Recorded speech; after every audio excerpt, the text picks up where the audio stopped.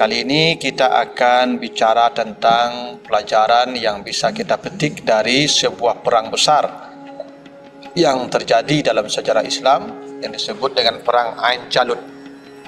Ada sebuah perang yang terjadi antara umat Islam, khususnya antara pasukan Islam dari dinasti Mamluk dengan pasukan Mongol, yang itu dianggap sebagai salah satu perang terbesar yang terjadi dalam sejarah Islam. Dalam sejarah minimal ada 3 perang besar yang memiliki dampak hebat dalam perjalanan sejarah umat Islam. Yang hebatnya ketiga perang ini terjadi di bulan Ramadan. Pertama, Perang Badar. Perang Badar ini perang terbesar dalam sejarah. Kita ketika itu baru jumlah umat Islam pasukannya cuma 300 orang kurang lebih. Pasukan kafir Quraisy itu ribuan, lebih 1000 dengan pasukan yang sangat lengkap. Sementara kita dengan persenjataan yang dilengkapi dengan persenjataan yang sederhana, yang memang rencana awal tidak berperang, hanya ekspedisi saja. Dan itu terjadi di bulan Ramadan tahun pertama Hijriah. Yang kedua, penaklukan kota Makkah yang terjadi tahun 8 Hijriah, itu di bulan Ramadan juga. Nabi dan para sahabat, konon katanya sekitar 8.000 pasukan, dan mengatakan 10.000, itu berjalan dari Madinah untuk menaklukkan kota Makkah, dan kota Makkah takluk tanpa setetes darah pun yang tertumpah. Dan itu terjadi di bulan Ramadan tahun 8 Hijriah. Yang ketiga, Perang Ain Jalut yang juga terjadi di bulan Ramadan, yang tepatnya di bulan September tahun 1260 Masehi. Perang ini terjadi di suatu tempat di kawasan Palestina sekarang yang disebut dengan Ain Jalut. Perang ini dipimpin oleh seorang panglima yang bernama Saifuddin Qutus, dan juga didampingi oleh panglima lain namanya Baibars. Dan ini pemimpin Mamluk yang terkenal.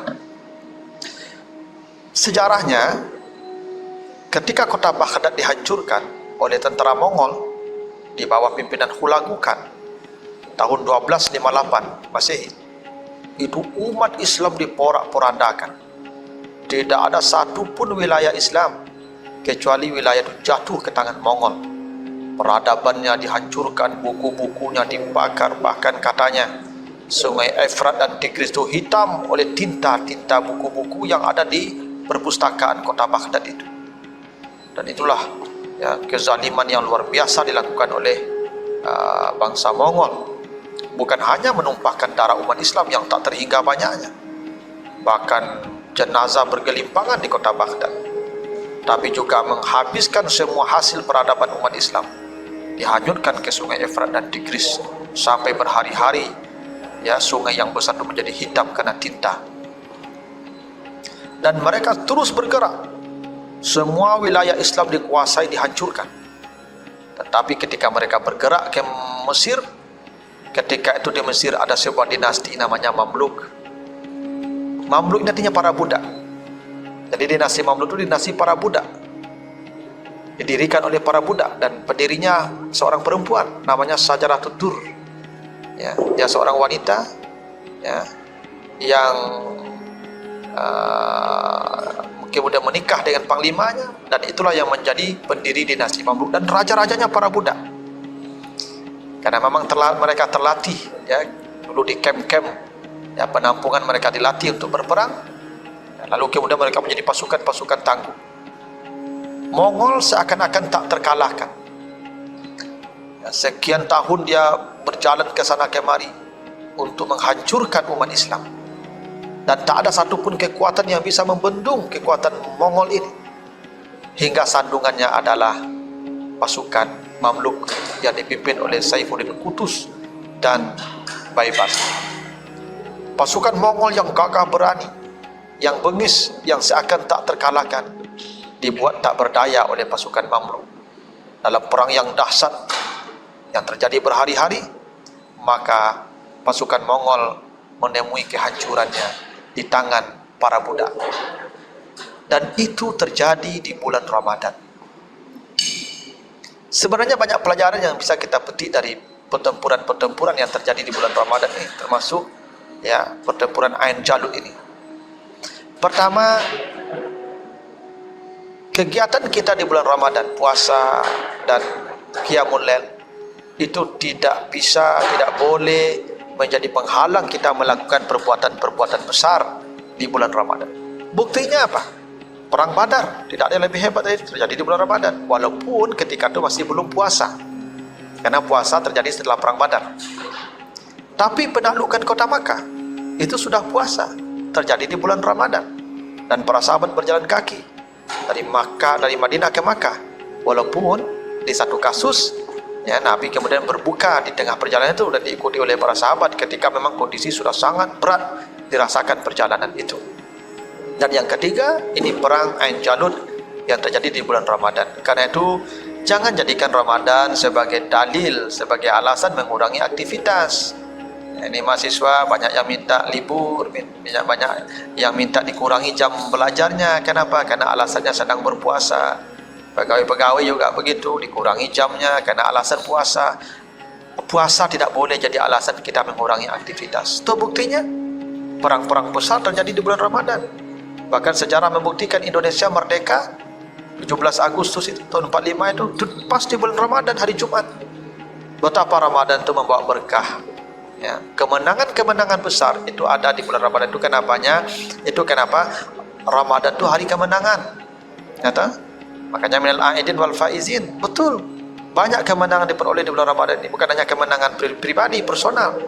Bukan hanya kemenangan spiritual, tapi juga kemenangan yang bersifat komunal. Ya, kemenangan yang bersifat duniawi akan diperoleh dengan Ramadan ini.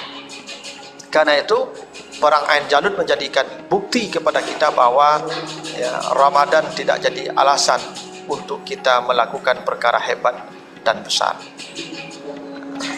Dan perang-perang yang lain ya, seperti perang Badar, perang menaklukkan kota Makkah, itu juga syarat dengan nilai, dengan perjuangan. Itu kenapa Nabi mengatakan setelah perang Badar, Nabi berkata kita baru kembali dari perang kecil dan kita akan menghadapi perang besar. Sahabat bertanya, ya Rasulullah, masih adakah perang yang lebih besar dari ini? Kami tidak pernah menduga ada lagi perang yang lebih hebat dari ini. Karena menurut kami inilah perang terhebat yang pernah kami lalui, dengan jumlah pasukan yang tak berimbang, dengan persenjataan yang tak sebanding, dan kita bisa menang. Tidak ada lagi rasanya lebih hebat perang dari ini. Kata Nabi, ada perang yang lebih hebat dari ini. Apa itu? Jihadun nafsi, perang melawan hawa nafsu. Kalau kita perang melawan orang, musuhnya kelihatan, tampak. Tapi perang melawan hawa nafsu, musuhnya tak tampak, karena musuhnya diri kita sendiri. Nah, karena itulah ya, ketika perang Badar selesai, Nabi katakan ada perang lebih hebat lagi dari perang Badar ini. Ya, itu perang melawan hawa nafsu. Itulah puasa. Karena puasa ini kita disuruh berperang melawan diri kita sendiri. Keinginan dasar kita. Itulah kenapa puasa itu artinya imsak.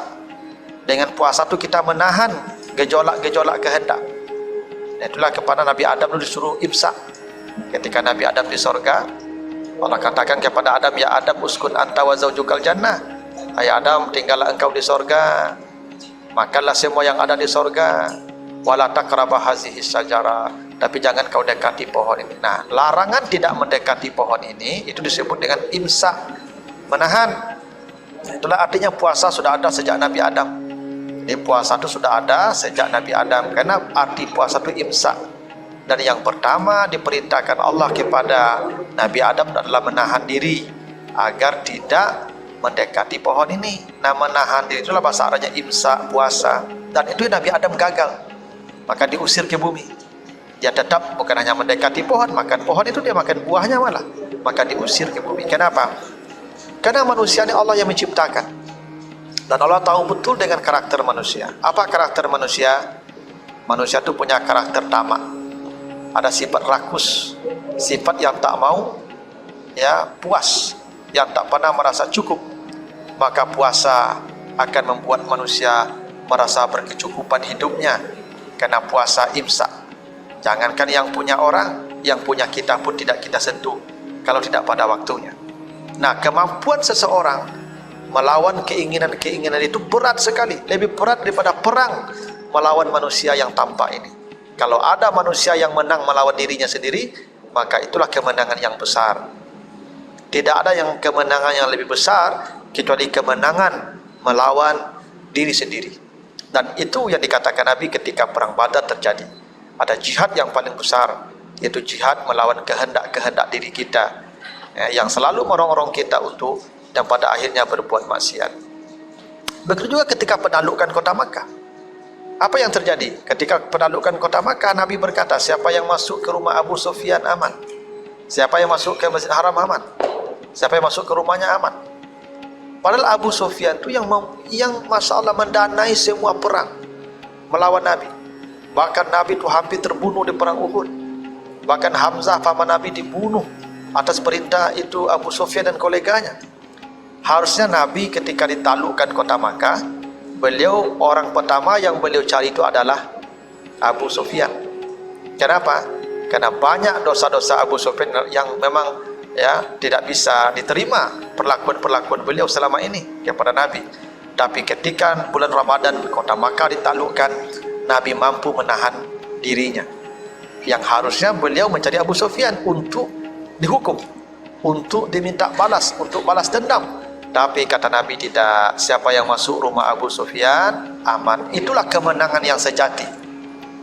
Kemenangan ketika kita mampu melawan kehendak diri kita, melawan tuntutan nafsu kita. Biasanya kalau ada orang berbuat jahat kepada kita, nafsu kita akan mendorong kita untuk membalasnya. Ketika kita punya kuasa membalasnya, punya kesempatan membalasnya, maka kita akan membalasnya. Tetapi oleh Nabi tidak. Dicontohkan hal yang lain, hal yang berbeda. Apa itu? Diberikan dia maaf, bukan hanya diampuni dia, bahkan diberikan penghargaan bahwa siapa yang masuk berlindung ke dalam rumah Abu Sufyan, maka dia dijamin keamanannya. Begitulah contoh betapa hebatnya perang yang pernah dilalui oleh umat Islam, yang perang yang sangat manusiawi, yang perang bukan untuk menghinakan orang, perang bukan untuk menghancurkan orang, tapi perang untuk menegakkan kebenaran, nilai-nilai keadilan, untuk supaya manusia terhindar dari kezaliman. Dan itu pula lah yang terjadi ketika perang Mongol, ketika perang Ain Jalut, ketika pasukan Mamluk berhadapan dengan pasukan Mongol. Kemenangan sejati sebetulnya adalah bukan hancurnya Mongol, tetapi berhentinya kezaliman. Bahwa tidak pernah ada kezaliman yang permanen di muka bumi. Kezaliman sehebat apapun pada waktunya akan rontok, akan hancur oleh sebuah kekuatan yang boleh jadi kekuatannya rendah, ringan atau kecil. Makanya Mamluk itu sebuah kerajaan yang dipimpin oleh bukan orang-orang hebat, para budak. Tapi justru Mongol yang gagah berani hancur dan takluk di tangan para budak. Anda yang sedang berkuasa hari ini, jangan merasa sombong dengan kekuasaan Anda. Jika Anda tidak tersentuh kekalahan, tidak tersentuh hukum, maka jangan berbuat semena-mena, karena pada waktunya kehancuran Anda akan datang. Dan sejarah telah membuktikan itu. Tidak ada yang lebih hebat dan lebih kuat dari bangsa Mongol, tapi kemudian kehancurannya ada di tangan para budak. Anda yang sedang berkuasa, memimpinlah dengan adil, tegakkanlah keadilan, jangan berbuat zalim, jangan semena-mena kepada manusia. Tidak ada kezaliman yang akan dipelihara oleh Allah di muka bumi ini, dan dia akan menemui ajalnya pada waktunya.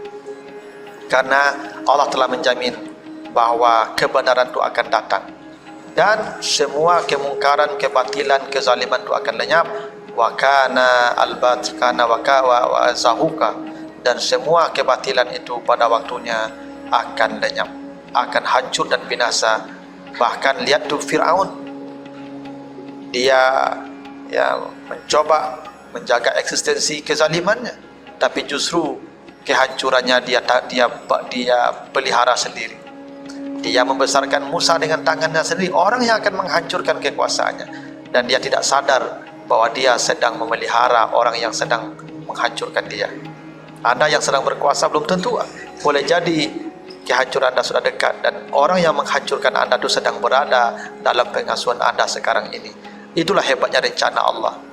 Orang yang menghancurkan Firaun bukan orang lain, bukan orang datang di luar dirinya, tapi Musa yang hidup di istananya, yang dia biayai hidupnya, yang dia pelihara dengan tangannya sendiri. Disitulah Allah rencanakan kehancuran dia. Tidak ada kezaliman, tidak ada kemungkaran yang kekal abadi di muka bumi. Dan perang Ain Jalut mengajarkan kita tentang pelajaran yang demikian. Maka yang zalim segeralah bertobat, minta maaflah kepada manusia sebelum Allah benar-benar menghancurkan Anda oleh hal-hal yang mungkin tidak Anda duga sama sekali. Begitu yang bisa kita bahas tentang perang Ain Jalut. Mudah-mudahan kita mendapat pelajaran daripadanya. Lebih kurang mohon maaf. Wassalamualaikum warahmatullahi wabarakatuh.